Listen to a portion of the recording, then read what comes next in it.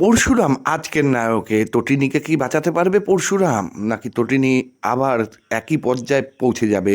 অবশেষে টনির সাথে ফোনে কথা বলল পরশুরামের গলা স্বর অন্যরকম করে তটিনীকে বলে, আপনি এই ঘর ছেড়ে কোথাও যাবেন না, ওই বাড়িতেই থাকবেন। ওদিকে দেখানো হয় মহিতোষ মজুমদার পরেই পরশুরামকে বাবিন টার্গেট করে, সারা রাস্তা বাবিনকে তাড়া করে, আর তারপরেই ওষুধদের মতো করে বাবিনকে বুকে পাড়া দেয়।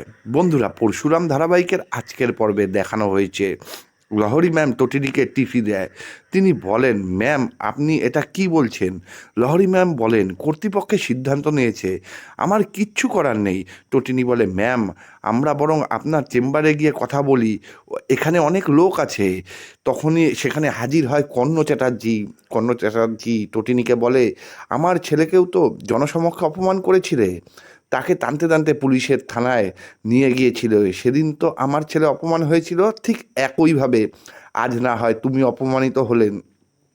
তটিনী গাঙ্গুলি কর্ণ চ্যাটার্জির কথা শুনে তটিনী বলে, এ কি আপনি এখানে? কর্ণ চ্যাটার্জি বলে, হ্যাঁ আমি এখানে, কারণ আমি তো স্কুল কর্তৃপক্ষের একজন, আর তাছাড়া লহরী যে কাগজ দিচ্ছে সেই কাগজই আপনি অ্যাকসেপ্ট করুন আর এখান থেকে বেরিয়ে যান।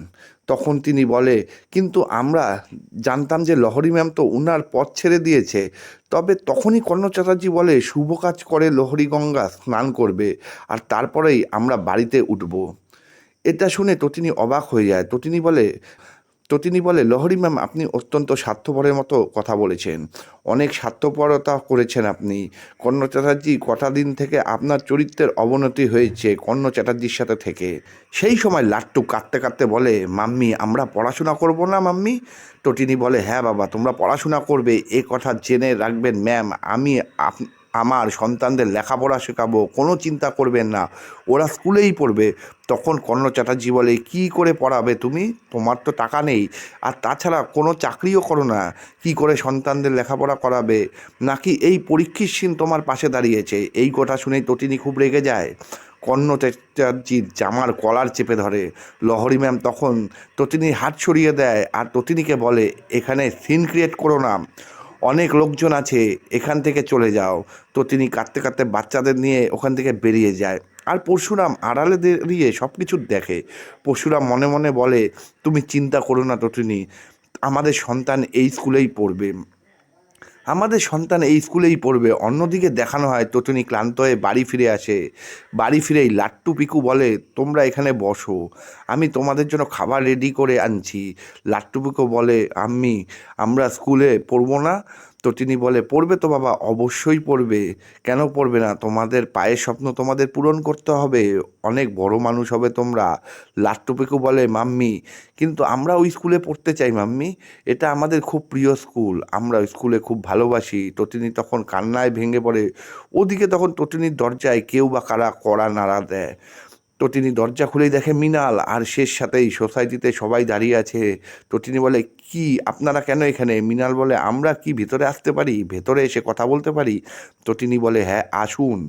এরপরেই সবাই ঘরে আসে। তটিনী বুঝতে পারে না এদের উদ্দেশ্য কী। এরপরেই মৃণাল বলে, সোসাইটিতে বোর্ড মিটিং ডাকা হয়েছে, আর সেই মিটিংয়ে তোমাকেও যেতে হবে। মিটিংয়ের কথা শুনে তটিনী তো অবাক হয়ে জানতে চায়, কেন, কির জন্য? তখন মৃণাল বলে, তুমি আর এই বাড়িতে থাকতে পারবে না। তটিনী বলে, মগের মুল্লুক নাকি, আমি এই বাড়িতে থাকবো না? এই সিদ্ধান্ত নেওয়ার আপনাকে, তোমরা কে? মৃণাল বলে, তুমি তোমার হাজবেন্ডকে শেষ করেছো, আর এখন অন্য এক ছেলের সাথে পরক্রিয়া সম্পর্কে জড়িয়েছো, তাই তোমার মতো মেয়েকে আমরা কিছুতেই এই বাড়িতে থাকতে দেব? পাড়া প্রতিবেশী সবাই তটিনীকে অপমান করতে থাকে। কেউ কেউ তটিনীকে দুশ্চরিত্রাও বলে, চরিত্রহীন মেয়ে বলে। তটিনী নিজের রাগ সামলাতে না পারে একজন ভদ্রলোককে থাপ্পড় মেরে দেয়, আর সেই অভদ্র লোকের অভদ্র স্ত্রী তটিনীর হাত ধরে টানতে টানতে বাড়ি থেকে বের করে দিতে চায়। তখনই সেখানে হাজির হয় বাবিন আর কর্ণ, দুজনের মুখেই মিষ্টি মিষ্টি হাসি।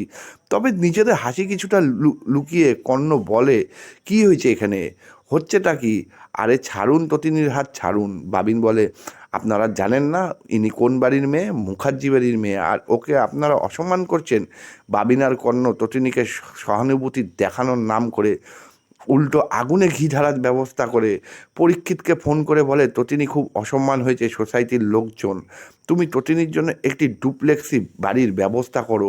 পরীক্ষিত ফোনের ওপাশ থেকে বলে একদম চিন্তা করো না তটিনী, আমি তোমার পাশে আছি, সবসময় আমি তোমার পাশে আছি, তোমার আর তোমার সন্তানদের দায়িত্ব আমার।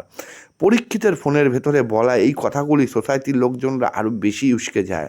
সবাই তটিনীকে ছি ছি চিৎকার করে বলে আর অন্য ছেলের সাথে অবৈধ সম্পর্ক আছে বলে গালমন্দ করে।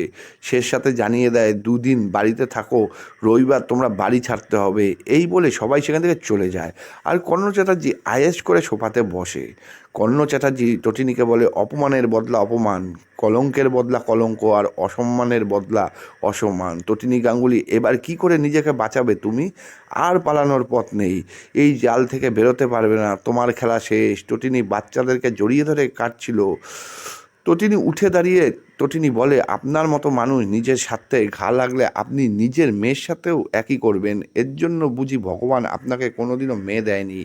হ্যাঁ, একটা কথা মনে রাখবেন, আপনি আমি বা আমার মতো কোনো একজন মেয়ের হাতেই আপনি শেষ হবেন, আপনার দুনিয়া ছাড়বেন, আমি আপনাকে এই দুনিয়া থেকে শেষ করে ফেলবো। তটিনীর কথা শুনে কর্ণ হাসতে থাকে আর হাসতে হাসতে ওখান থেকে বেরিয়ে যায়।